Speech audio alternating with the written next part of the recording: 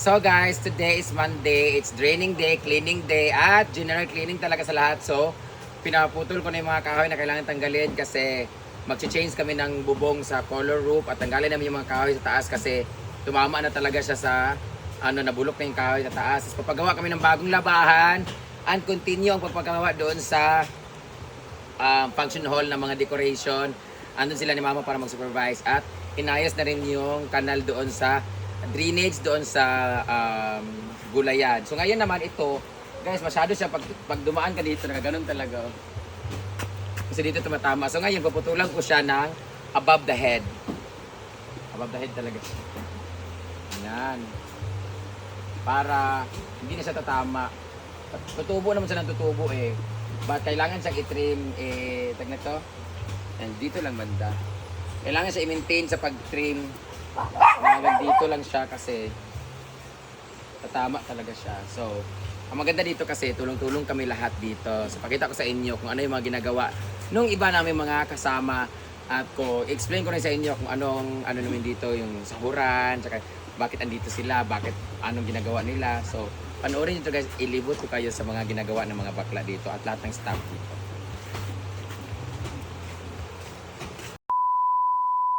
So, ito na nga yung pinapagawa naming laundry shop dito sa Hinaguan Nature Park. Laundry shop.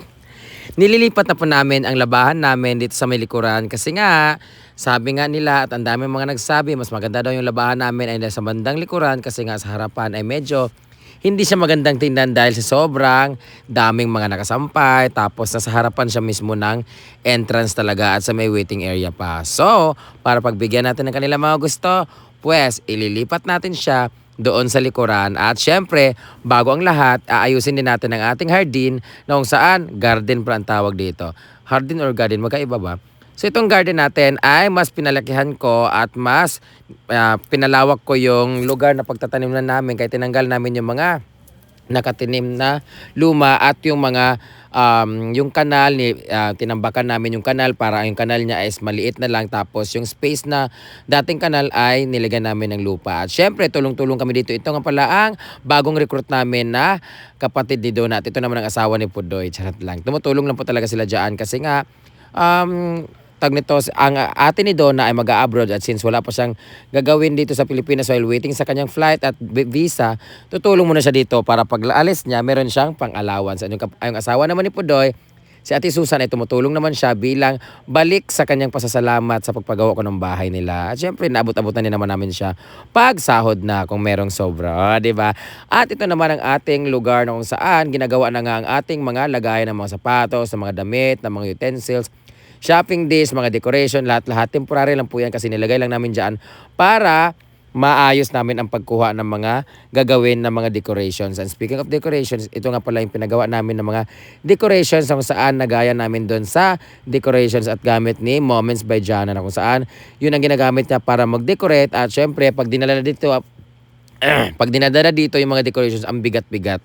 So, nagpagawa na kami para hindi sila mahirapan magtawid-tawid. Back to sa paglilinis, si Pudoy naman ay nag-drain ng pool at tumulong na rin siya ng paglilinis pagkatapos niya mag-drain at nagpapalagay na lang ng tubig doon sa pool. Ayan nga, tulong-tulong kami lahat dito. Speaking of tulong-tulong, may bago ulit kaming recruit. Yan po yung panganay namin na pinsan kasi nawala, namatay na po yung pinakapanganay namin si Manoy Jonathan. Siya na po yung pinakasunod na panganay si Manoy Tata, kung saan panganay po na kapatid nila ni Pudoy at ni Diday. Pinaputol namin yung mansanitas o yung aratilis na puno na iyan kasi yung waiting area namin ay nalata na yung mga kahoy dyan sa may waiting area dahil pag umuulan tinatamaan yung mga kahoy kasi yung yero namin o yung bubong ay size lang sila nung kahoy. So, kailangan namin palitan yung bubong para mag-overlap siya para hindi matuluan yung mga kahoy pag umulan. Hindi maka-overlaps dahil nakadugtong yung aratilis o yung mansanitas na puno. So, tinanggal namin siya. So, pasensya na sa mansanitas but sorry, you are now evicted. Marami pa namang tutubo dyan. Ito naman, tumutulong niya ako sa pagputol ng ating mga pansit na nagbitay dyan, pansit bitaw ng tawag, yung mga buhok-buhok ng tikbalang, ayan. Kasi pag dumadaan ka dyan, tumatama sa mukha yung mga nakasabit dyan na mga gaway-gaway ng ating halaman. So, pinutol ko siya above the head para pag dumaan ka dyan, hindi mo na kailangan yung muko-yuko at tumama sa mata. And dahil nagpapagawa tayo ng ating labahan, nagpatambak kami ng mga bato galing sa ilog. sila ni Puloy at ang pamilya nila ni Nina, silang dalawang mag-asawa at ang kanyang mga anak, ang nagtulong-tulong para magpakyaw dito sa ating bagong labahan. Nilagyan namin siya ng bato para hindi siya maputik at syempre, yung bato na yan, yun yung magiging base ng ating semento. At dito na nga, nililinis na nga ni Pudoy ang ating swimming pool na kung saan pag Friday, Saturday, Sunday ay maraming ang tao kaya kailangan talaga linisin ng bonggang-bongga pagdating ng Monday. Mapupuno na lang yung tubig dito pag Wednesday na at pwede na siyang liguan Wednesday hanggang Sunday. At since hindi naman tayo filtration dito. So, i-drain talaga siya every Monday talaga. Depende na lang pag may nag-request na mag-overnight sila ng Monday. Tuesday na namin siya dinidrain. And dito naman sa mga nagsabi na ang dumi-dumi daw ng paligid nitong CR. Actually guys, spray paint po yung itim na yan. Para siya naka-ombre na itim na may gray tapos white tapos blue pataas. So ang itim tuloy niya tingnan. Pero hindi po yan siya yung mga nakadikit na mga stain siya. Hindi po siya stain na madumi. Madumi lang siya talaga tingnan. Pero yung sahig dyan ay nililinis naman namin. Kaya lang ganyan color kasi nga hindi namin siya pina-finishing ng bonggang-bongga. Hindi rin siya naka-tiles. Kaya yung semento niya ay as is lang siya.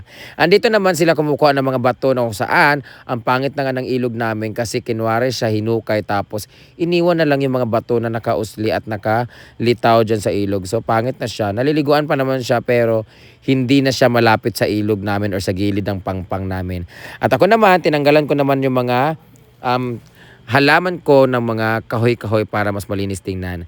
And yung mga kahoy-kahoy dito sa paligid, ito naman tinanggal na ni May Tata ang ating puno ng aratilis. At kung makikita nyo ngayon guys, sobrang liwanag na, ang aliwalas na ng paligid dito sa hinaguan kasi wala ni mga kahoy na nakaano. Do mainit siya pero may bubong naman so okay lang naman. Kumbaga nakapaglilim lang naman tong ano pero marami pa namang puno sa paligid na makikita ninyo. Tsaka itong aratilis kasi na to, nasisira na talaga yung bubong tsaka hindi kaya tayong i-overlap yung ating bubong talaga. So pinalitan na natin. At moving on, ito na nga ang ating mga bato na ilalagay nila ni Puloy and bukas ipapakita ko sa inyo ang finished product ng ating labahan na kung saan idadagay namin dyan ang aming washing machine at nakalagay na rin yung hose para sa tubig namin. So yung tubig namin na source ay yung hose na kung saan hindi na kami gumawa ng gripo, yung hose na lang talaga para napandilig namin. So ito naman, malapit na matapos ang pagpuputol ng kahoy dito sa taas. Then after that, sobrang aliwalas na at sinukat na rin ni Daddy yung ating bubong na customize para sa sukat niya na mag-overlaps at hindi natutulo yung ating waiting area at hindi na rin mababasa ang ating mga sahig ng ating waiting area.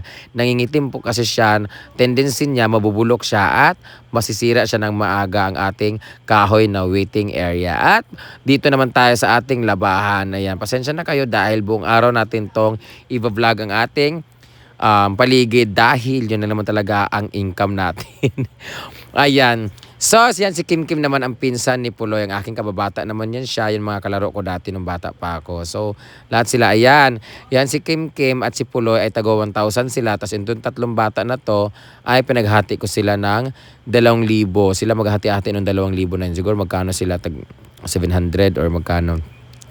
And ayan na nga, naghahakot sila ng mga bato. Anak po yan ni Puloy ang dalawa. Tapos yung isa naman ay pinsan naman, ay igsoon naman ni Kim Kim. Ayan. Tapos, syempre, pagkatapos niyan, hanap ulit kami ng pagkakaabalahan. Pero hindi lang yung trabaho nila guys. Nilinis din nila yung ating hardin na kung saan i-vlog ko naman siya, i-voice over ko naman siya sa ibang vlog naman para naman mabawi natin ang pambayad sa kanila. O, diba? Tulong-tulong talaga kami dito sa araw-araw talaga na ginawa ng Diyos. Pagising ko ng umaga, naglilinis na po yung asawa ni Pudoy. Tapos pag Saturday, Sunday, pag wala namang pasok, yung anak naman niya, na si Pandong. Tapos ito naman, si Jayford naman ay tagalinis ng CR. Yun ang lagi kong inaano talaga sila. Linis ng CR at lababo at syempre ang ating ihawan every morning talaga.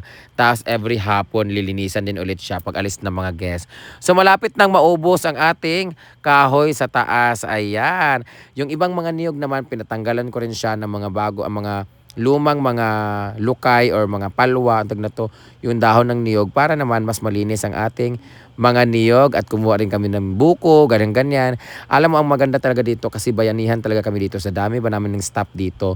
Talagang lahat kami talaga ay gumagalaw. Hindi nyo lang makikita marahil sa ibang video, but all of us are helping each other. O, diba? Because we lift up each other. Charot lang.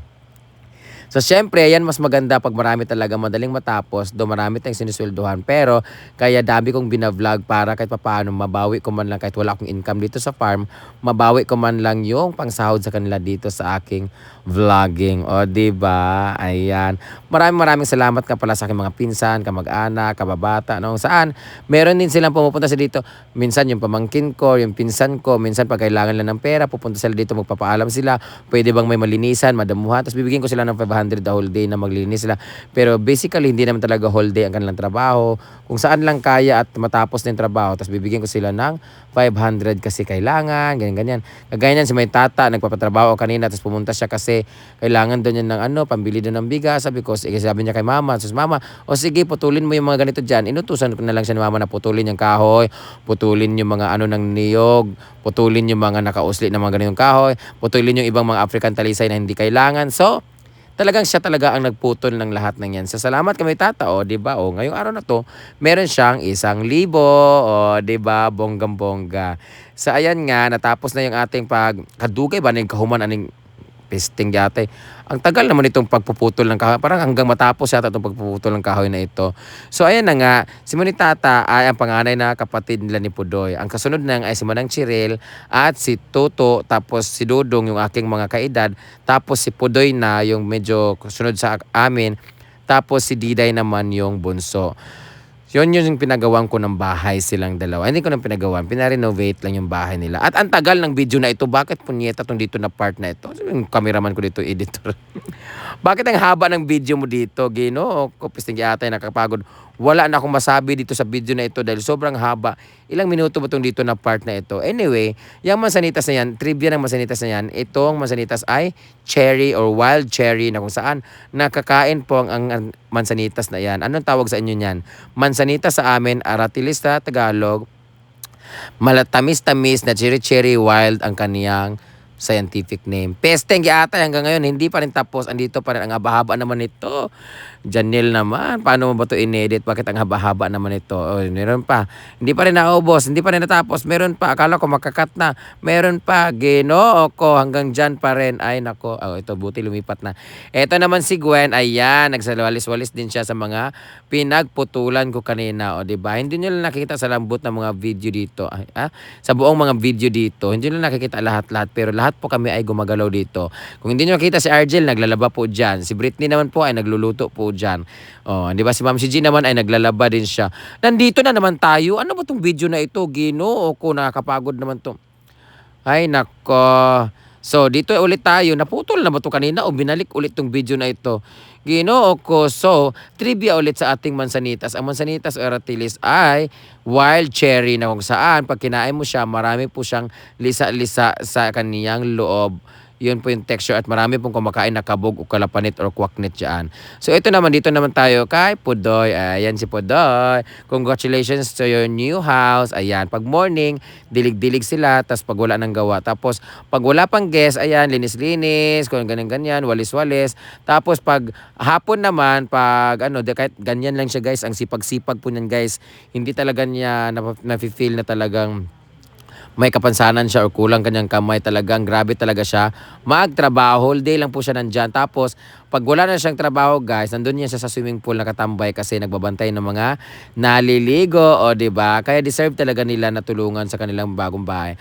Ang tagal naman itong video na ito. Ginoo ko. Puro mukha ni Pudoy.